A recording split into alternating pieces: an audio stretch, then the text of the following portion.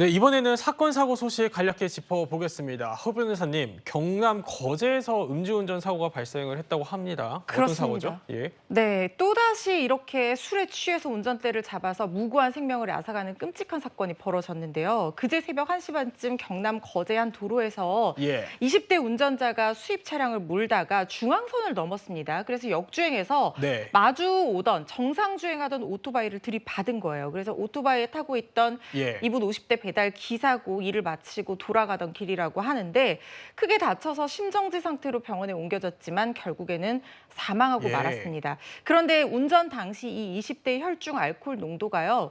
면허 정지 수준, 그러니까 0.03% 이상의 취한 수준이었다는 거예요. 예. 경찰이 이 사람을 현행범으로 체포한 상황입니다. 그런데 이 역주행을 한 20대 운전자는요, 음주 사고를 내고도 이런 태도를 보였다고 합니다. 영상으로 준비했습니다.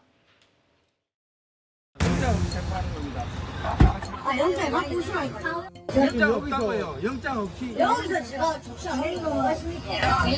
오토바이는 반토막은 안 있었고요. 사고 연장 들고 온다 말아라 이러면서 경찰이랑 싸우고 있었고. 술에 취고 사고 충격으로 당시 상황에 대해서는 기억이 안 난다라고 진술은 그렇게 했습니다. 네, 음주운전으로 한 사람의 목숨을 빼앗은 건데 이종근 평론가님 어떻게 좀 보셨습니까? 댓글이 뭐 어마어마합니다. 지금 20대 이 가해자에 대해서요. 예. 아시다시피 현행범입니다. 현장에서 지금 음주운전을 했고 음주운전에 대해서도 저렇게 당당한 태도를 취한 것도 모자라서 당시에 정말 가장 한 사람이 목숨을 잃었습니다. 예. 그렇다면 자신의 행동에 대해서 자신이 스스로 책임을 지는, 그러니까 영장이 없어도 체포 가능합니다. 당연하죠. 음주운전을 했고 사람이 죽지 않았습니까? 그런데도 영장을 이야기하면서 저렇게 도리어 항의하는 자세를 취한다는 것, 이런 상황에서는 사실은 공권력이 정당하게 집행되어야만 한다라고 네. 생각을 합니다. 최 교수님, 그런데 이 사건에서 숨진 오토바이 운전자의 사연이 또 알려지면서 안타까움을 더하고 있습니다. 그러니까요. 예. 지금 뭐 이종근 평론가도 얘기했지만 이렇게 20대 이 정말 정신 나간 이런 사람 때문에 가장 한 명이 목숨을 잃었습니다. 50대 남성이신데요. 배달을 마치고 그날도 사무실로 복귀하던 중에 참변을 당했고요. 이 배달 이제 사망하신 피해자 같은 경우에 수년 전에 직장을 잃었고요. 그리고 나서 배달업에 뛰어들어서 두 자녀를 키우고 있는 아버지였어요. 그런데 본인은 암투병을 하고 있었어요. 자녀, 가족과 떨어져 지내면서 생계를 책임지며 두 아이들을 위해서 열심히 뛰는, 열심히 살고 있는 저 암투병하는 아버지를 어떻게 저렇게 음주를 하고서 저렇게 사고를 당하게 만드는지 도저히 이해가 안 되고요. 저는 정신 나간 20대 저 사람이요. 정말 엄벌에 처해야 됩니다. 저런 사람들 때문에 예. 선량한 주민들이, 국민들이 목숨을 잃고 가정이 파괴되지 않습니까? 이런 행동하는 사람들 정말 따끔한 맛을 볼 수 있도록 엄벌에 처해지길 바라겠습니다. 예, 이 50대 남성을 곁에서 지켜봐온 동료의 이야기를 준비했는데요. 들어보겠습니다. 기사님이 몸이 좀 안 좋으셨어요. 암에 걸리셔가지고 본인이 이제 죽기 전까지 이제 그래도 일을 한번 해보고 싶다 하셔가지고 이제 일을 하게 된 거고 되게 열심히 하셨어요. 노 일하면서 웃음도 되찾으셨고 많이 좋아지셨거든요. 장비도 이제 좀 제대로 갖추고 이렇게 본격적으로 이제 하려고 하시다가 이제 이래 된 거예요. 예, 이 동료 목소리 들어봤는데 허 변호사님 이 사건 전체적으로 좀 어떻게 보셨습니까?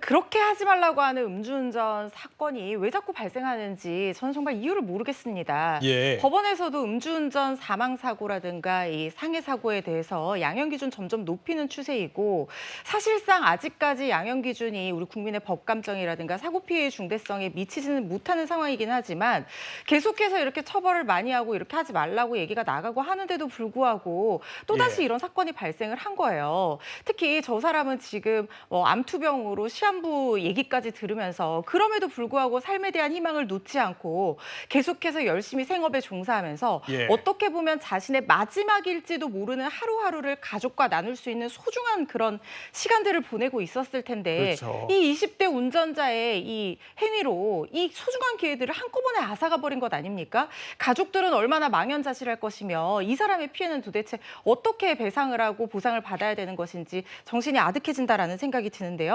네. 지금 경찰이 이 사람을 교특법상 과실치사 혐의로 일단 구속을 했다라고 하는데 예. 이거는 5년 이하의 금고 또는 2천만 원 이하의 벌금형에 처해지는 그런 범죄이거든요. 그렇군요. 예. 그런데 이거 가지고는 저는 안 된다고 생각을 합니다. 지금 면허 정지 수준이었지만 술에 취해서 정상적인 운전이 곤란한 상태였다고 봐서 특가법상 위험운전 치사죄로 가중처벌돼야 되는 사안이라는 생각이 들고요. 그렇게 되면 1년 이상 15년 이하의 징역형에 처해질 수 있거든요. 특히 약물에 취해서, 그러니까 술에 취한 상태에서의 운전일 뿐만 아니라 중앙선까지 넘은 가벌성이 더 추가되는 요소가 하나 더 결합이 되어 있기 때문에 이 사건은 굉장히 무거운 처벌이 나와야 된다는 생각이 드는데요.